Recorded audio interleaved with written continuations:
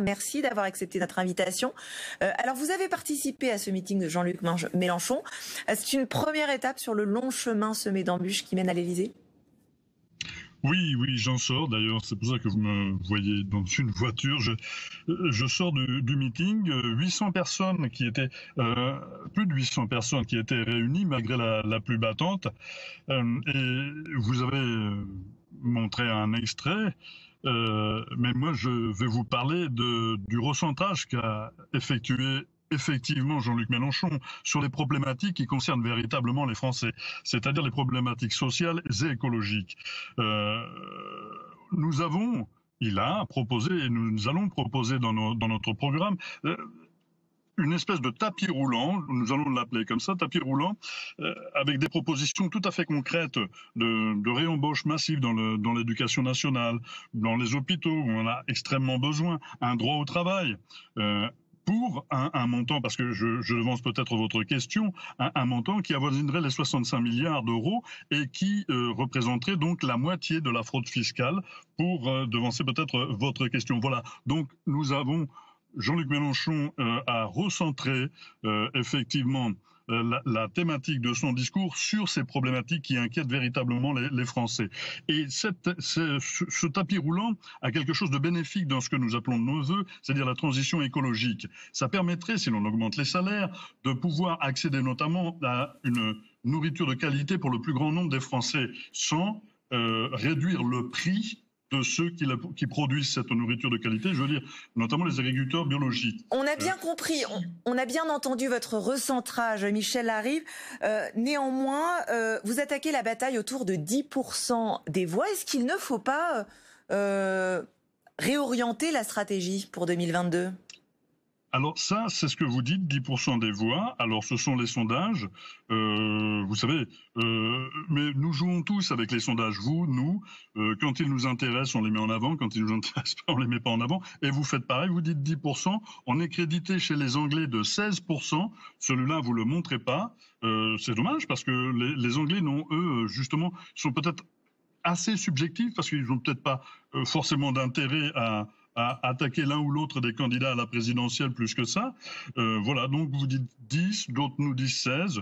Nous entamons là la campagne présidentielle et pour ce faire, eh bien, nous allons rencontrer, il l'a dit d'ailleurs Jean-Luc Mélenchon, il va commencer à rencontrer les Françaises et les Français dans les espaces un peu moins urbains, et pour venir après dans les espaces urbains en fin de campagne sûrement, de manière à aller à la rencontre des gens et de leur parler effectivement de leurs véritables problématiques, pas de problématiques inventées, comme vous l'avez dit tout à l'heure avec l'islamo-gauchisme, justement, pour essayer de cacher et de mettre sous le tapis les véritables problématiques, celles que subissent véritablement les Français, c'est-à-dire cette crise économique qui vient après la crise sanitaire que nous vivons. Michel Larive, depuis plusieurs jours, votre candidat Jean-Luc Mélenchon multiplie les attaques à gauche contre les écologistes, contre le Parti socialiste.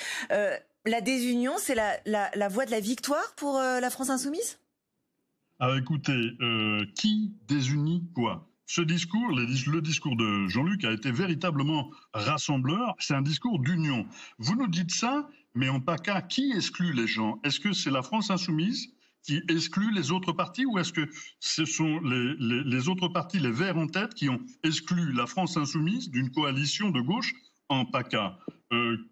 Regardez en Occitanie, nous partons seuls parce que les groupes Écologie Les Verts n'a pas souhaité discuter avec nous. De la même façon, nous partons seuls en Aquitaine avec le NPA. Il n'y a que dans le Nord où il y a une coalition de gauche. Alors, vous savez, les premiers qui se disent les rassembleurs sont ceux qui excluent le plus vite. Nous avons tendu les bras et nous n'avons reçu qu'en retour des mains pas très très amicales. Dernière question, Michel Larive. Vous attaquez la présidentielle seul. Jean-Luc Mélenchon a fait cavalier seul avec la confirmation de la candidature communiste. La quête des 500 signatures s'annonce compliquée. Alors écoutez, c'est toujours compliqué pour tout le monde, mais nous, ça a l'air de prendre bonne tournure. Non, nous sommes très confiants sur la quête des 500 signatures.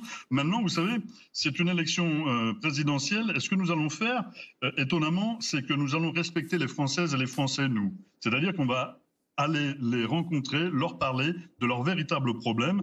Et puis, quand vous parlez d'union, eh bien, peut-être que nous serions peut-être la force qui permettrait l'union dans ce champ politique, humaniste, solidaire et écologique.